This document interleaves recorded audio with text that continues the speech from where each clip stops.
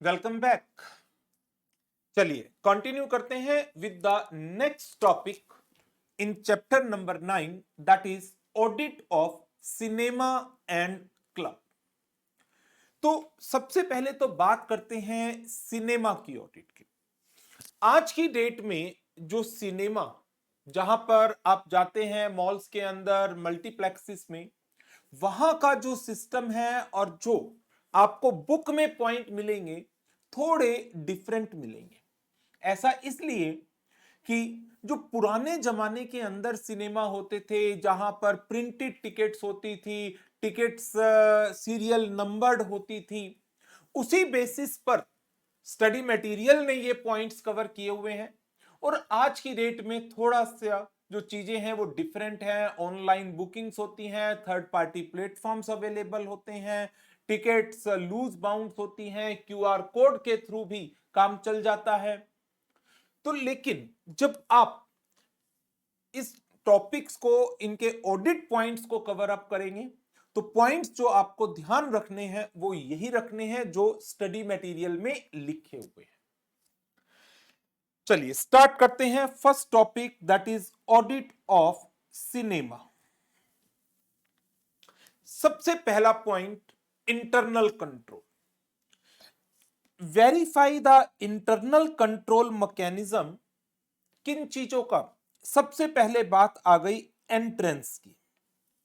आप जब भी मल्टीप्लेक्स में जाते हैं, सिनेमा में जाते हैं, तो आपकी एंट्री वैलिड होनी चाहिए। That means you must hold the tickets. वो टिकट्स फिजिकल टिकट्स भी हो सकती हैं या वो क्यूआर कोड की फॉर्म में भी हो सकती है। So entrance to cinema hall during the show is only through the printed tickets, and that printed tickets does not mean that necessarily it should be in the form of hard copy. It may be digital one, जो आपके पास QR code आ जाता है। यदि आप जैसे book माई show के ऊपर आप कोई बुकिंग करते हैं, देन आपके पास उसकी बुकिंग डिटेल्स अवेलेबल होती है, वो दिखा करके आप सिनेमा हॉल में, मल्टीप्लेक्स में एंट्री कर सकते हैं। तो entrance in the cinema hall should be duly verified. Means duly verified का मतलब कि सिर्फ एंट्री उन्हीं पर्सन को अलाउ की जाए जो वैलिड टिकट होल्ड करते हैं। Number 2, tickets are serially numbered and bound into the books. ये पुराने जमाने की बात है, जब टिकट्स को प्रिंट कराया जाता था, 100 टिकट की एक बुकलेट सी बना ली जाती थी और उसमें से टिकट्स अवेलेबल करवाई जाती थी। Number of tickets issued for each show and class. Class की जैसे बालकनी की टिकट, फ्रंट रो की टिकट, टॉप रोज की टिकट, दे आर डिफरेंट दो numbers of same class for show on same day each week run serially। अब आप कहेंगे sir आज के टाइम में तो ये नहीं होता। ठीक, तो वही चीज जो मैं आपको बोल रहा हूं कि ये थोड़े से जो पॉइंट्स हैं आउटडेटेड हैं, बट स्टडी मटेरियल ने यही कवर किए हुए हैं, तो आपको भी यही कवर करने पड़ेंगे। For advance booking a separate series of tickets is issued. Inventory of tickets means unsold tickets. They are kept in the custody of a responsible official. तो बेसिकली जो ये इंटरनल कंट्रोल मैकेनिज्म बताया हुआ है, जो auditor को verify करना है, that is in a relation to the system जहां पर फिजिकल फॉर्म में टिकट को प्रिंट करवाया जाता था। और यही आपको याद रखना है यदि एग्जाम में क्वेश्चन आ जाता है तो। वैसे सिनेमा का क्वेश्चन आई थिंक एग्जाम में कभी आया नहीं है शायद से। आरटीपीस एमटीपीस में तो कई बार आया ये, बट एग्जाम में तो नहीं आया। एमटीपी मई 20, अप्रैल 21, आरटीपी नवंबर 22, एमटीपी मार्च 24, एग्जाम में नहीं आया सिनेमा का क्वेश्चन। इंटरनल कंट्रोल, उसके बाद confirm that at the end of show a statement of tickets sold is prepared and cash collected is agreed with it. Again physical tickets के case में ये चीजें जनरली की जाती है। Record is kept for the free passes and issued under the proper authority. Reconcile the amount of entertainment tax collected with the total number of tickets that are issued for each class and verify the entertainment tax return filed each month. Vouch the entries in the cash book in respect of the cash collected on sale of tickets for different shows with reference to the daily statement. Verify the charges collected for the advertisement slides by reference to the register of slides as well as agreements entered into with the advertiser. जो advertisement play होती हैं during the show उसका एक register maintain होना चाहिए कि during the show किन किन स्लाइड्स को दिखाया गया है, कौन सी पीपीटीज दिखाई गई हैं, कौन सी वीडियोस प्ले की गई हैं एडवर्टीजमेंट की, क्या एग्रीमेंट थे एडवर्टाइजर्स के साथ, उसका रेवेन्यू प्रॉपरली कलेक्ट हुआ है, रिकॉर्ड हुआ है। Vouch the expenditure incurred on advertisement. एक शो जो आप रन कर रहे हैं उसकी एडवर्टीजमेंट भी तो करनी पड़ेगी पब्लिक को बुलाने के लिए कि ये शो लगा हुआ है, आ जाइए। तो उसके होर्डिंग्स लगाते हैं, बैनर्स लगाए जाते हैं या फिर मल्टीप्लेक्स के बाहर ही उसका डिस्प्ले किया जाता है। तो जो भी एक्सपेंडिचर इनकर्ड हो रहे हैं on the advertisement, repair and maintenance, उन्हें वाउच करिए। No expenditure should be capitalised. Depreciation on the machinery and furniture is to be charge at the appropriate rates. Payment जो फिल्म डिस्ट्रीब्यूटर को दी गई है वो चेक करिए with the bills of distributors. Any advance paid to the distributor it should be examined. Examine the unadjusted balance out of the advance paid to the distributor against the film hire contract to see that they are good and reasonable. Restaurant income, जो cafeteria चल रहा है वहां पर उसकी income. Arrangement for collection of share in the restaurant income should be inquired into, कि जो person उस रेस्टोरेंट को रन कर रहा है वो आपको फिक्स्ड अमाउंट देता है या परसेंटेज ऑफ रेवेन्यू देता है। either fixed sum or fixed percentage of taking revenue collected may be receivable annually। तो ये हमारा एक छोटा सा और बहुत आसान topic that is audit of cinema, जिसके ऊपर क्वेश्चन 3 बार एमटीपी में, 1 बार आरटीपी में आया हुआ है। एग्जाम में तो नहीं आया हुआ, एक बार आया हुआ है, रुको रुको, एग्जाम में भी आया हुआ है। इंटरनल कंट्रोल नवंबर 22 के एग्जाम में 4 मार्क्स का। तो अब यदि यही क्वेश्चन रिपीट हो जाता है तो आप आज की डेट में जो इंटरनल कंट्रोल सिस्टम चलने चाहिए एक डिजिटल एनवायरनमेंट के अंदर, क्या वो चीजें आपको अपने आंसर का पार्ट बनानी है या जो स्टडी मटेरियल ने पॉइंट्स दे रखे हैं वो आपके आंसर का पार्ट होना चाहिए? स्टडी मटेरियल के पॉइंट्स हमारे आंसर का पार्ट होने चाहिए। तो पर्टिकुलरली इंटरनल कंट्रोल के रिलेशन में एक स्पेसिफिक क्वेश्चन नवंबर 22 के एग्जाम में आया है 4 मार्क्स का। तो ये क्वेश्चन रिपीट भी हो सकता है। तो as a auditor we need to verify the internal control mechanism. किन चीजों के लिए? Number 1, entrance to cinema hall it should be only through the printed tickets they need to be serially numbered and bound into the books. Number of tickets issued for each show and class, they are different, though numbers of same class for the show on same day each week may run serially.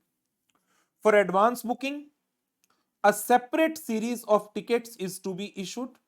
Inventory of tickets is to be kept in the custody of a responsible official.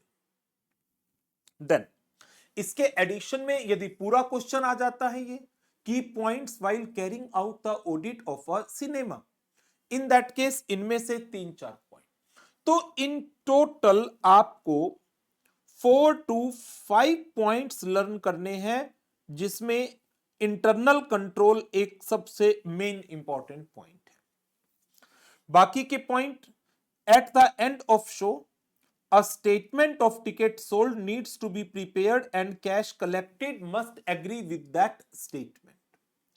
Verify that the record is kept for the free passes and the free passes they are issued under the proper authority. Amount of entertainment tax collected should be reconciled with the total number of tickets issued and verify the entertainment tax return filed each month with the authorities. We need to examine the entries in the cash book in respect of the cash collected on sale of tickets for different class with reference to the daily statement prepared for it. Verify the charges collected for the advertisement slides by reference to the register of slides as well as the agreement entered into with the advertiser. Vouch the expenditure incurred on the advertisement, repair and maintenance. No part of such advertisement expenditure, repair expenditure should be capitalized. Depreciation on the machinery and furniture should be charged at an appropriate rate. Payment for the hiring of the film should be vouched with the bills of distributors and the agreement. Any advance paid to the distributor needs to be adjusted against the जो show आप run कर चुके हैं उनके charges payable के against, और यदि कोई भी अनएडजस्टेड बैलेंस बचा हुआ है out of the advance paid, that needs to be checked whether that is reasonable one और not. Last one, restaurant income and arrangement for the collection of share in the restaurant income. जो multiplex owner ने restaurant, जो person restaurant run कर रहा है उसके साथ किया होगा, और as a auditor we need to check the revenue collection किस फॉर्म में है, क्या फिक्स सम है या फिक्स परसेंटेज ऑफ टेकिंग है, and whether that revenue is received और not, and if received whether it is properly entered into the books of account और not. So ये थे हमारे topic in relation to the audit of cinema. Now अब बात कर लेते हैं ऑडिट ऑफ क्लब. अब क्लब के अंदर कि आपने जैसे एनपीओज उनकी बुक्स ऑफ अकाउंट को भी बनाया हुआ है, और उसके अंदर आपने देखा है कि क्लब का रेवेन्यू कहां से चार्ज होता है, मेंबर से, entrance fees, thereafter annual subscription. Club की एक्टिविटीज में भी चार्जेबल और कुछ एक्टिविटीज फ्री होती हैं. जो चार्जेबल एक्टिविटीज हैं उनके लिए क्या अप्रोप्रिएट अमाउंट चार्ज किए गए हैं फ्रॉम द मेंबर्स और outsider as the case may be, whether that amount is properly recorded into the books of account. उसी तरह से जो क्लब के एक्सपेंडिचर हैं, क्लब कोई टूर्नामेंट ऑर्गेनाइज करता है, कोई प्रोग्राम ऑर्गेनाइज करता है, उस प्रोग्राम की कलेक्शन, उस प्रोग्राम के ऊपर किए जाने वाला खर्चा, तो यही सब चीजें as a auditor we need to check. Entrance fees, subscription money and जो भी एक्सपेंडिचर्स किया जा रहा है, जो रेवेन्यू कलेक्ट किया जा रहा है, उन सब की एग्जामिनेशन. इन टोटल 10 पॉइंट है. Learn any 5. First one, entrance fees. यदि कोई भी पर्सन क्लब का मेंबर बनता है, he needs to make an application, और तो जो भी एंट्रेंस फीस कलेक्ट हुई है नीड टू बी वाउच, और उसके रेफरेंस में जो रिलेटेड डॉक्यूमेंट है, सबसे मेन डॉक्यूमेंट आ जाएगा एप्लीकेशन फॉर्म. चेक करिए. Vouch the receipt of entrance fees with the members application as well as a reference to the minutes of managing committee. Managing committee की meeting के minutes books को check करिए जिसमें इस person की application को accept किया गया है कि आपको हम मेंबर बनाने के लिए रेडी हैं. Subscription. Vouch the member subscriptions with the counter foil of the receipt issued. Reconcile the amount of total subscription due with the amount that is collected and the amount that is outstanding. arrear of subscription. Check that previous year arrear have been correctly brought over and current year arrear and subscription received in advance have been correctly adjusted. तो जैसे आप accounts में करते हैं, subscription received total इतना है, कुछ items को आप ऐड करते हैं, कुछ को लेस करते हैं. Outstanding subscription at the end, ये करंट ईयर की इनकम होता है. Less outstanding subscription at the beginning, जो subscription at the beginning outstanding था और करंट ईयर में रिसीव्ड हुआ, वो लास्ट ईयर की इनकम रिकॉग्नाइज हो चुकी होगी. Add advance subscription at the beginning means जो लास्ट ईयर सब्सक्रिप्शन आ चुका था उसे ऐड कर दीजिए, करंट ईयर का सब्सक्रिप्शन है या आने वाले सालों का है. Less advance subscription at the end of the accounting year. तो इस तरह से जो प्रीवियस ईयर का सब्सक्रिप्शन है उसे करेक्टली करंट ईयर में कैरी किया गया है. That is outstanding subscription at the beginning. Current year का arrear, outstanding subscription at the end, subscription received in advance, advance subscription, that is correctly adjusted. तो अभी हमने जो बात की, number 1 entrance fees, number 2 subscription and number 3 arrear and advance subscription. Now irrecoverable members dues, जहां पर किसी भी मेंबर का सब्सक्रिप्शन अरियर में है and that is not recoverable, whether the reasonable steps are been taken for the recovery, और जितना amount irrecoverable consider किया गया है क्या उसे राइट ऑफ कर दिया गया. Check the register of members so as to ascertain the members' dues which are in arrear and inquire whether the necessary steps taken for their recovery, amount that is considered irrecoverable should be mentioned in the audit report.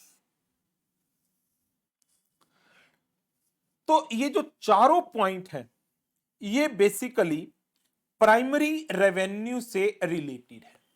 Entrance fees, current year subscription, subscription received in advance और outstanding subscription, and subscription that is irrecoverable. Next, pricing. Verify the internal check whether the members are being charged with the price of foodstuffs and the drinks served and the fees chargeable for special services like billiards, tennis, etc. तो जो club की services chargeable हैं और किसी member ने उन services को avail किया है, तो whether the appropriate charges are being recovered from that particular member or not. Purchases. Club की जो परचेजेस हैं, स्पोर्ट्स आइटम की, फर्नीचर की, क्रॉकरी की, उन्हें चेक करिए and examine whether these purchases are appropriately recorded into the inventory registers. Margins earned, जो item आपने परचेज की, मींस क्लब ने परचेज की और उसके बाद वो सर्विसेज अवेलेबल करवाई गई मेंबर्स को, तो जो बीच में एक डिफरेंस होता है वो मार्जिन होता है.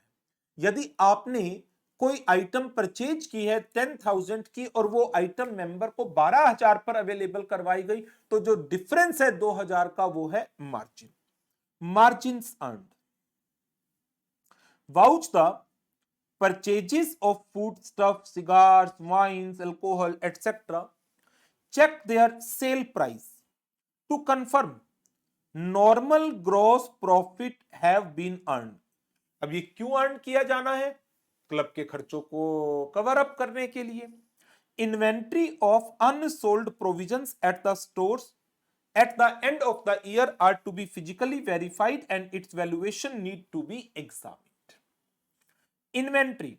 check the inventories of furniture, sports material, other assets physically with respect to the inventory register or the inventory stock taking that is prepared at the end of accounting year.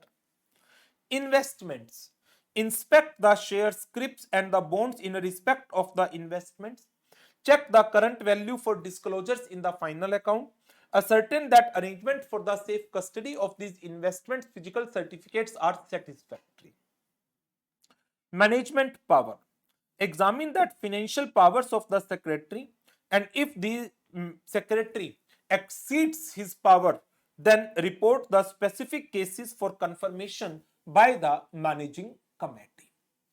तो ये जो हमारा topic है club का, while verifying the while auditing the financial statements of a club, auditor needs to examine number 1 entrance fees, number 2 current year subscription, number 3 arrear of subscription and outstanding subscription, number 4 irrecoverable subscription. Thereafter inventory से related points हैं, pricing, purchases, margin earned, inventories, investments and managerial powers, financial powers basically exercised by the secretary of the club.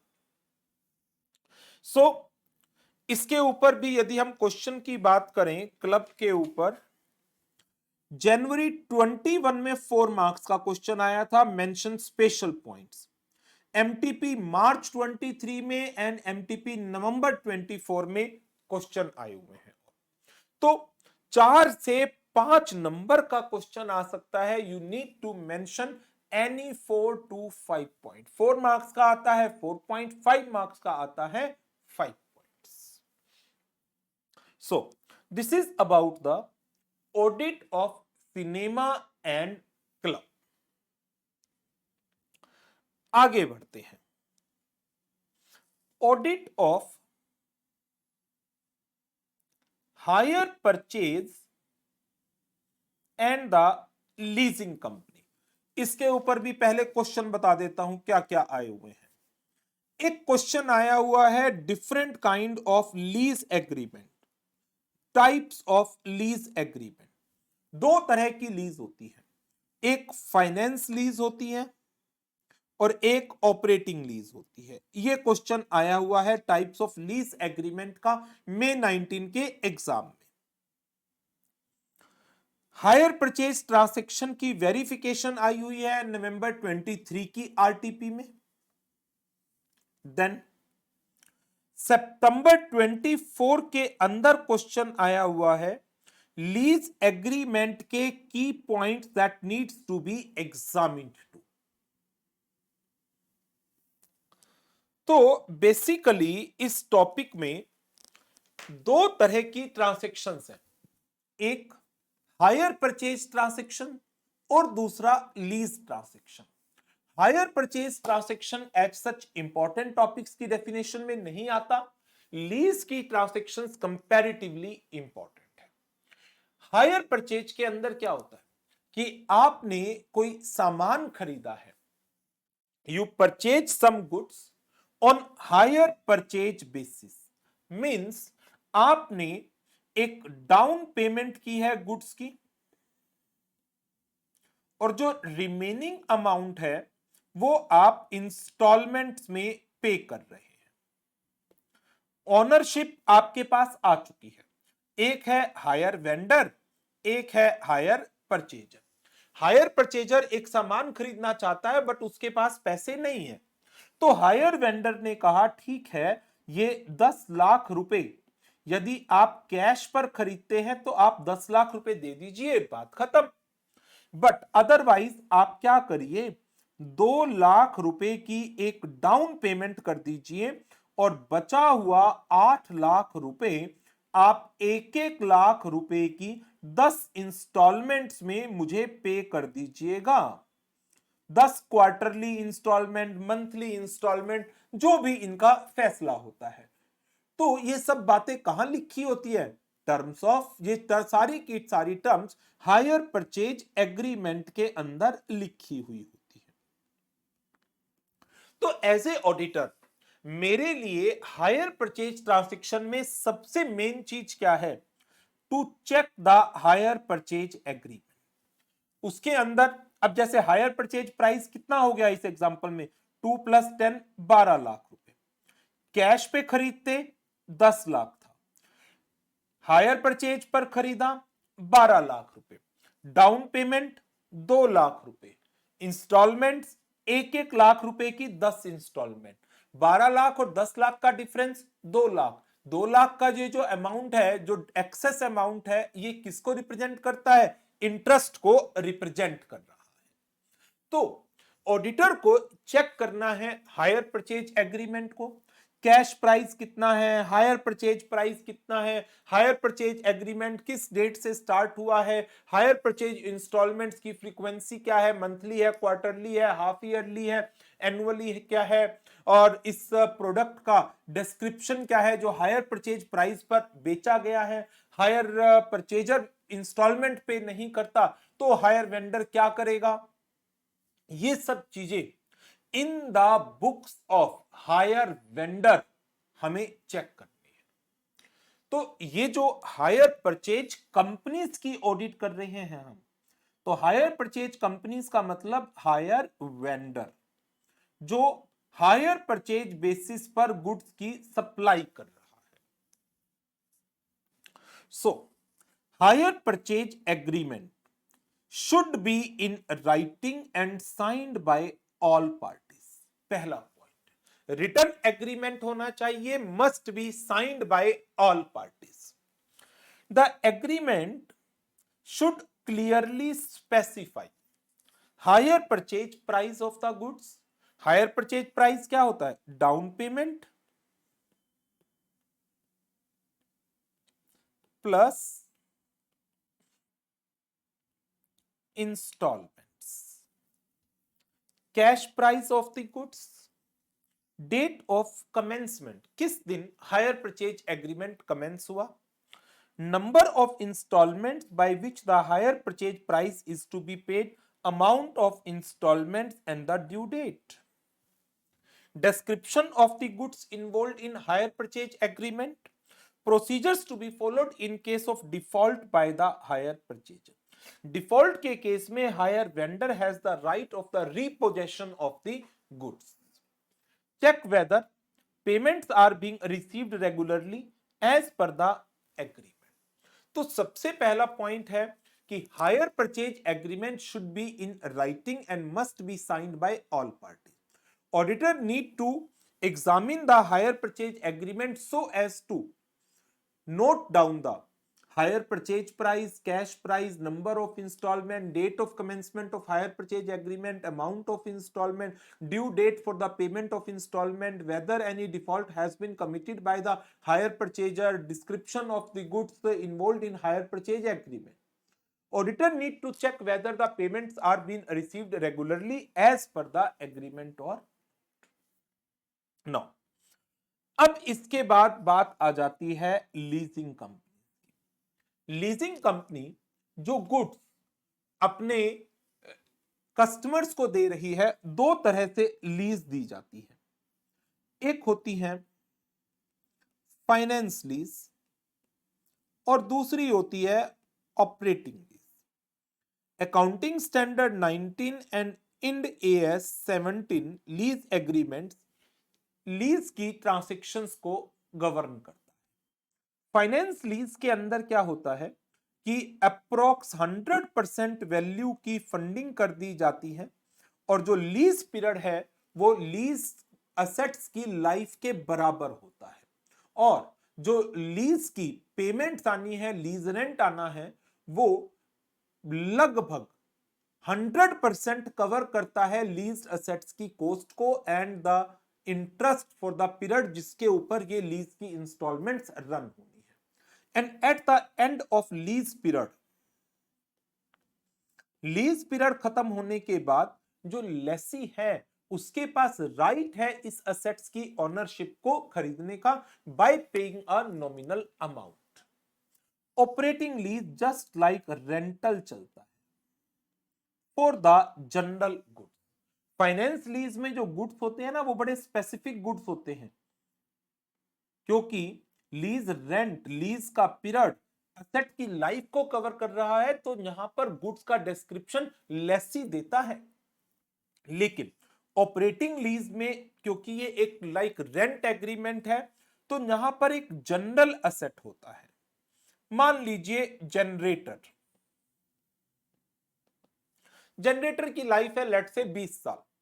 एक company generator available कराती है lease के ऊपर, तो operating lease है, आपने लीज पर जनरेटर दिया 2 साल के लिए किसी को, उसके बाद पार्टी चेंज हो गई, 3 साल के लिए किसी और को, फिर 2 साल के लिए किसी और को दे दिया। कार्स लीज पर चलती हैं, बिल्डिंग्स लीज के ऊपर होती हैं, तो वो लीज ऑपरेटिंग लीज है या फिनेंस लीज है, वो आपको वेरीफाई करना है। कैसे पता चलेगा? Based upon the nature of the lease agreement. तो पहले तो मैं आपको इन दोनों लीज एग्रीमेंट्स की डिटेल कराता हूं, फिर वेरिफिकेशन के ऊपर चलेंगे। एज पर AS 19, और आप नोट करना चाहें तो इंड AS भी नोट कर सकते हैं, इंड AS 17। जो लीज के एग्रीमेंट्स है वो दो तरह के होते हैं, एक तो होती है फाइनेंस लीज और दूसरी होती है operating lease. Finance lease, an arrangement with following attributes. क्या क्या? Lease agreement transfers ownership of asset to the lessee at the end of lease period. Lessee की ऑप्शन पर होता है, लेसी की ऑप्शन पर। ऑपरेटिंग लीज में लीज पीरियड खत्म होने के बाद लेसी को ये असेट लेसर को वापस देना होगा। Lessee has the option to purchase the asset at a price that is expected to be sufficiently lower than the face value at the date when the option become exercisable। तो lease assets, जहां पर lease period खत्म होने के बाद lessee has a right to purchase the asset to acquire the ownership of the asset, such lease are known as the finance lease. Operating lease में lessee के पास option नहीं होता लीज पीरियड खत्म होने के बाद असेट की ओनरशिप को खरीदने का, rather he has to return the goods back to the lessor. Lease term is for the major part of economic life of the asset, जबकि ऑपरेटिंग लीज में it is for a small period, 2 months, 6 months, 1 year, 2 year, and after that leased assets is to be returned back to the lessor. At the inception of lease, present value of minimum lease payment for the entire lease period, it amounts to at least substantially the fair value of the leased asset। मान लीजिए leased asset है 10 लाख रुपए का, तो जो lease rent fix किया जाएगा मान लीजिए 10 सालों के ऊपर करना है, 10 years, और एवरी ईयर आप एनुअली लीज रेंट पे करेंगे। तो लीज रेंट में be fixed as like 10.9 lakh per year for a period of 10 years। वो इस तरीके से है कि अब आप 10.9 लाख एवरी ईयर का, जो 1 ईयर के बाद लीज रेंट आएगा, 2 ईयर के बाद लीज रेंट आएगा, 3 साल के बाद लीज रेंट आएगा, इन सबके ऊपर प्रेजेंट वैल्यू फैक्टर लगा दोगे, तो ये जो आज इसकी फेयर वैल्यू है इससे ज्यादा जाना चाहिए, तभी तो लेसर को भी कुछ फायदा है। यदि 10 लाख रुपए का मैं असेट आपको इंस्टॉलमेंट्स में बेच रहा हूं, रिस्क भी है मेरा, पता नहीं हो सकता है कोई पार्टी डिफॉल्ट कर जाए, तो इन चीजों को ध्यान में रखते हुए लीज रेंट फिक्स किया जाता है। और लीज रेंट इस तरीके से फिक्स किया जाता है कि जो फ्यूचर में लीज रेंट मिलेगा उसकी प्रेजेंट वैल्यू आज की फेयर वैल्यू को एक्सीड करे। प्रॉफिट तो कमाएगा ना ये कुछ ना कुछ। Leased assets are of specialised nature, जो अभी मैंने कहा स्पेसिफिक नेचर के होते हैं, that only lessee can use them without major modification. तो यदि हम ऑपरेटिंग लीज की बात करें, ऑनरशिप कभी ट्रांसफर नहीं होती लेसी को। लेसी के पास कोई ऑप्शन नहीं होता लीज टर्म खत्म होने के बाद परचेज कॉस्ट असेट को परचेज करने की। लीज टर्म असेट की लाइफ को कवर नहीं करती, ये अलग अलग लेसी को time to time asset lease पर दिया जाता है। एट जो लीज रेंट डिटरमिन होते हैं वो फ्यूचर लीज रेंट का आज की प्रेजेंट वैल्यू वो एक्सीड करनी चाहिए फेयर वैल्यू से। ऐसा कोई कॉन्सेप्ट यहां पर अप्लाई नहीं किया जाता ऑपरेटिंग लीज में। लीज असेट स्पेशलाइज्ड नेचर के ना होकर जनरल नेचर के होते हैं। एक तो ये क्वेश्चन एग्जाम में पूछा जा सकता है, May 19 के एग्जाम में आया हुआ भी है। Define the different types of the lease agreements as per the accounting standard. दो तरह के लीज एग्रीमेंट, फाइनेंस लीज जिसमें ये 5 एट्रीब्यूट्स हैं, operating lease an arrangement that does not transfer substantially all risk and reward incidental to the ownership. तो जो agreement arrangement finance lease के इन attributes को क्वालिफाई नहीं करता है वो लीज क्या कहलाई जाएगी? ऑपरेटिंग लीज कहलाई जाएगी। इसका डिफरेंस भी है। Operating lease like computers, laptops, coffee dispensers etcetera.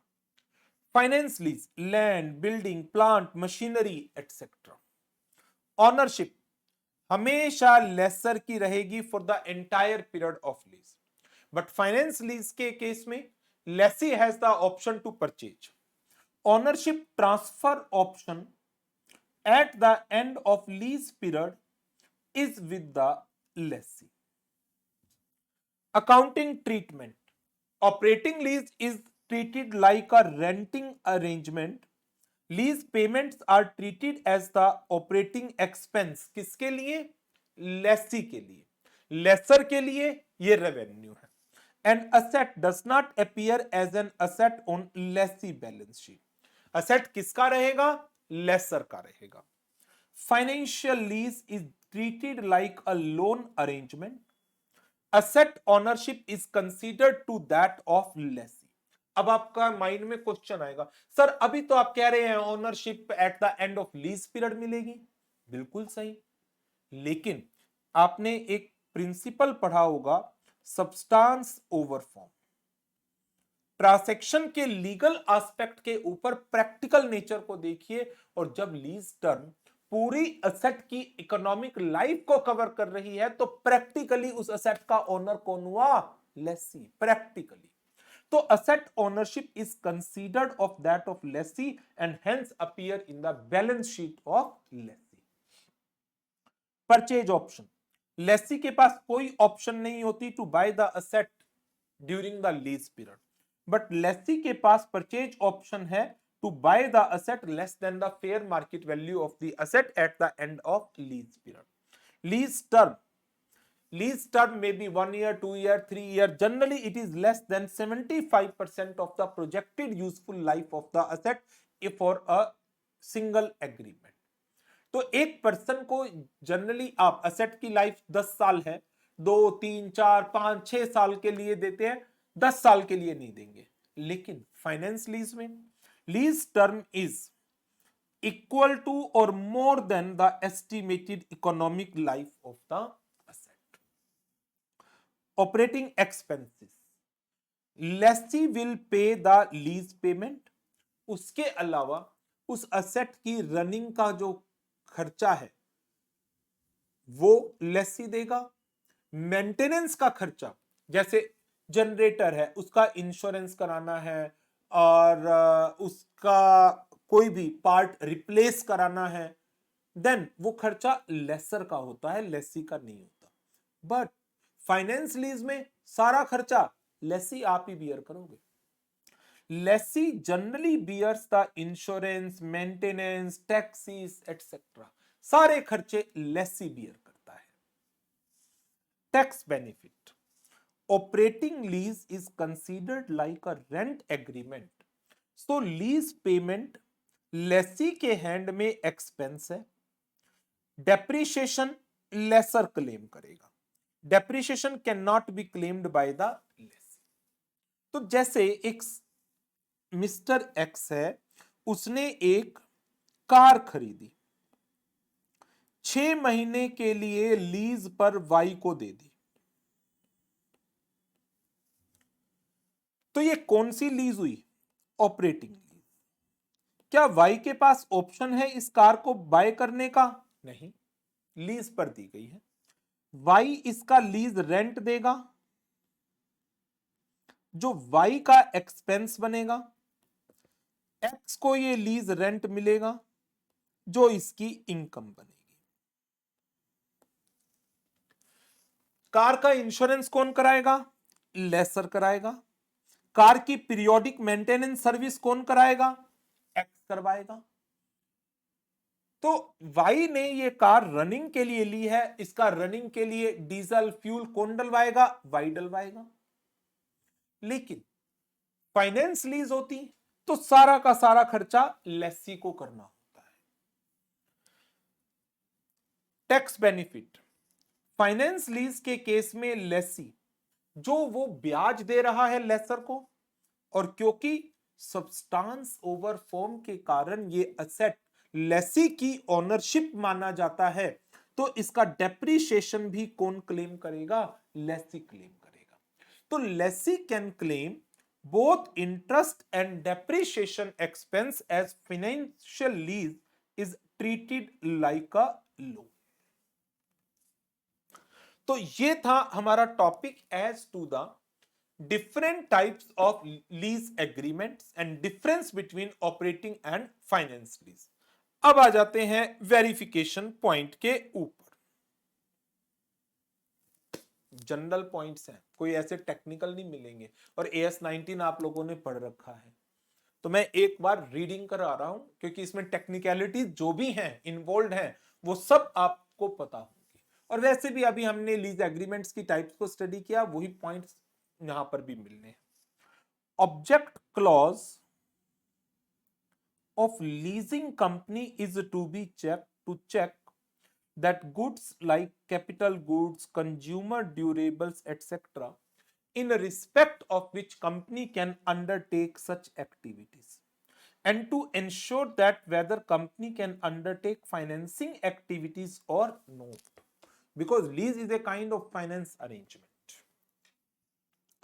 Whether there exists a procedure to ascertain the credit analysis before giving any asset on lease to someone, credit analysis of that person is to be carried out, whether that person is able to meet his commitment under the lease, what is his past record, capital strength, what collateral security he is offering to. Lease agreement should be examined so as to note down the description of lessor, lessee, equipment, and the location where the equipment is to be installed. Stipulation regarding use of equipment, tenure of lease, due dates, late charges, security deposits, etc.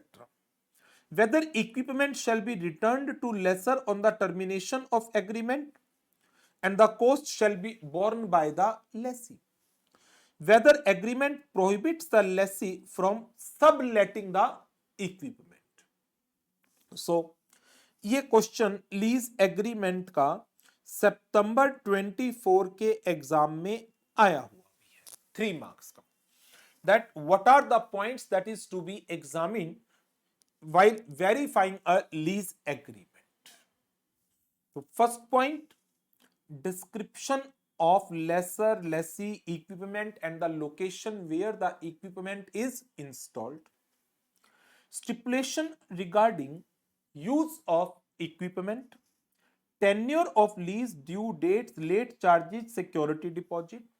Whether equipment is to be returned to lessor on termination of the agreement. Whether the agreement prohibits the lessee from subletting the equipment. Examine lease proposal form submitted by the lessee requesting the lessor to provide the equipment on lease. application. Ensure that invoice is retained safely as the lease is a long-term contract. Examine acceptance letter obtained from the lessee indicating that equipment has been received. Equipment has been received in good condition. Received and installed in good condition. See a board resolution that authorize a particular director to execute the lease agreement on behalf of leasing company. Copy of the insurance policies is to be obtained by the lessor for his records. So, ये हमारे leasing company के points हैं. Leasing company comparatively important topic है in comparison to hire purchase transaction. तो जो हमारा cinema का topic था, क्लब का टॉपिक था, हायर परचेज का है, लीजिंग का है, इन चारों में the most important one is the leasing companies. तो अब आपको इन चारों ऑडिट को एक बार दोबारा से रिवाइज करना है नोट्स में से और इनके क्वेश्चन आंसर्स की प्रैक्टिस करनी है. तो अब जो टॉपिक हमारे बच गए वो आई थिंक 2 बचे, सिर्फ 3 रादर. होटल, उसके बाद कोऑपरेटिव सोसाइटी और फिर आएगा लास्ट टॉपिक ट्रस्ट का, audit of trust and the societies. तो इस सेशन को तो यहीं पर ओवर करेंगे और नेक्स्ट सेशन में कंटिन्यू करेंगे with the audit of hotel. Right? और तब तक आप अच्छी तरह से जितने टॉपिक हमने कवर किए, पहले गवर्नमेंट ऑडिट, फिर लोकल बॉडीज, देन एनजीओ, उसके बाद sole trader, then partnership firm LLP, फिर charitable institution, educational institution, hospital. आज हमने कवर कर लिया hotel, cinema, hire purchase company and leasing companies. ठीक है? तो नेक्स्ट सेशन में मुलाकात करेंगे for the audit of hotel. Thank you very much. Good bye.